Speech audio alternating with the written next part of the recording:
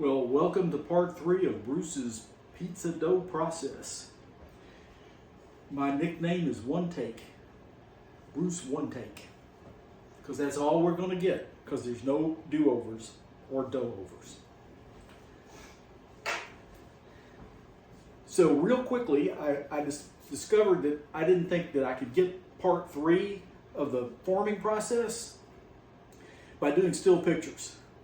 So this is likely to be my one and only video ever because I'm not a video person. Don't like being on camera.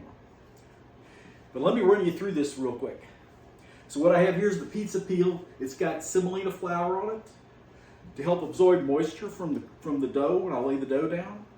And that'll keep the paper drier so that it'll slide nice into the oven. This more semolina flour is going to go on the top of the dough when I get it out. I've got my stuff all set up. Frenchy word is mise en place. And this is important to have everything ready because the longer it takes to assemble, the more that moisture seeps into your paper or into your semolina and gives the skid problem. So we don't want to have any friction with our pizza. So tonight, this is a pesto and cream cheese base. That's Fontina cheese. Leeks, blanched 2 minutes in boiling water, drained and dried, pressed with paper towel. Green pepper, love that green bell pepper. So now let's get to it. The dough's been in the refrigerator now for 48 hours. And this is basically what we have. You can see how much it's risen. So I start by taking the container and slowly turning it. Don't reach in and grab. Just slowly turn it and let it release from the sides. Just like this. Okay? When it's all released, as best as you can get it, then you quickly flip it over onto your semolina pillow or mattress, whatever you'd like to call it. Then you toss your dirty in the sink. Keep a clean station. Then we take more semolina, sprinkle it on top, and the dough is going to look funky on the top. It may have holes, look like a little bit like the moon.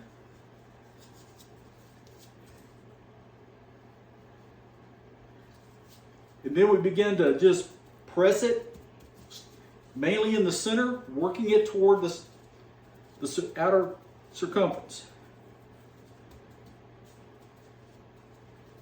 There are like a gazillion YouTube videos for this.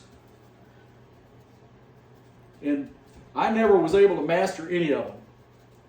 And if you think I'm going to toss this, no. Sorry. I can toss them. But this process is a lot safer.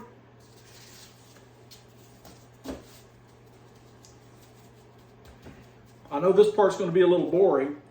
You know, the real YouTubers would do this and they'd speed it up like that. Don't ask me to do that again. Joyce has gone off into another room because she's embarrassed by me.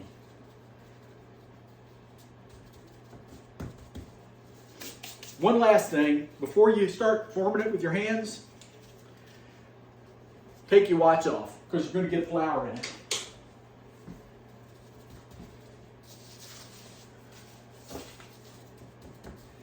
You want to try to work it down flat in the center so that you end up with a little bit of a bicycle tire look on the outside, but no spokes.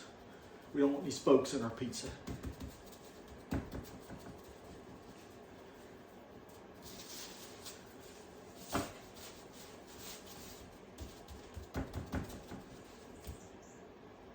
If you need to put a little more semolina, and I like to use semolina instead of plain flour, because if you end up putting a lot of plain white flour on a pizza dough, you'll end up tasting that raw flour. So now we're to the forming. So you just make little bridges with your fingers and let it begin to stretch. Then with your knuckles, just keep turning it, keep turning it, keep turning it. And then when it gets pretty good size, just flop her right on your parchment paper on your pizza peel. So this is basically what we have now. It took me a while to get this far. Forming was never my strength. But gotta move fast now. Get our topping, our base here. This base has quite a bit of cream cheese in it, so we're not going to add but about 2 tons more cheese. I mean, what's the point of pizza without plenty of cheese? So now I'm just going to spread this around. These pesto things that I make end up being a little thicker. I nuked it for 15 seconds before I started this to make it just a little more spreadable. You want to try to keep your toppings and your cheese off your bicycle tire because it's prettier.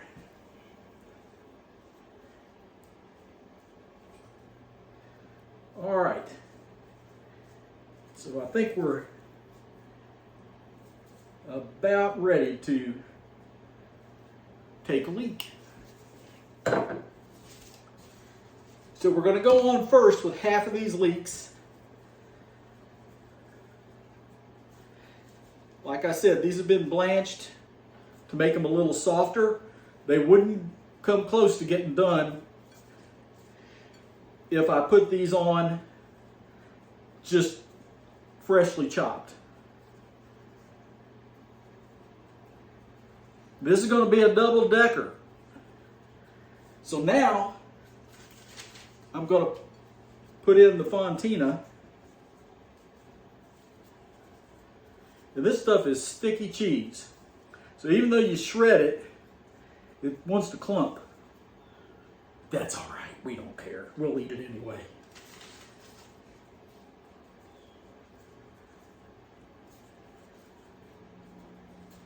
Don't fall asleep on me, y'all.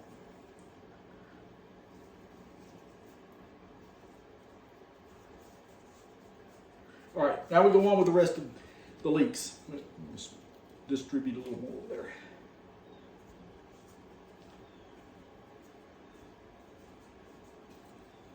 Since this is all veggie, we're going to be generous.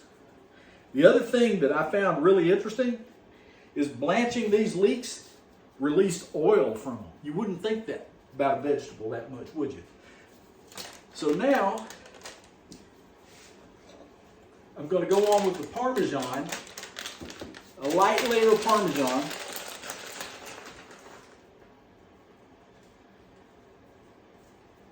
I just really like Parmesan. It's not a great melter, but it's a great flavor. And then, to finish, you give it a little bit of deeper green, little color contrast, plus just the love of bell pepper. I got to move along because things are getting wet and I don't want to have trouble launching this thing. We don't use a champagne bottle like you would a boat. It would be a waste of good champagne. Anyway, now we're going to go in the oven. It's heavy. Slipped off there like it was greased. Now we're going to set our timer for 15 minutes. Put that on my pizza stone. And it's at 475 on convection. So we'll see you back in 15 minutes with a clean station. If I can find my gizmo to turn the thing off. Bye.